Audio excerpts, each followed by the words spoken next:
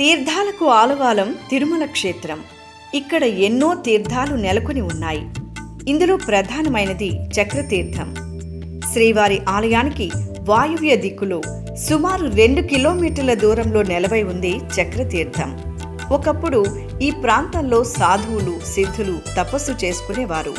ఇక్కడ ఒక బండపై చక్రతాళ్వార్, లక్ష్మీ నృసింహస్వామివార్లు వెలిసి ఉన్నారు.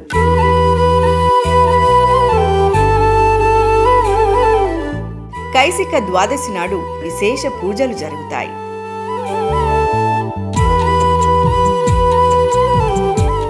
టీటీడీ అర్చకులు, అధికారులు ఆలయ మర్యాదలతో స్వామివార్లకు ప్రత్యేక పూజలు చేస్తారు.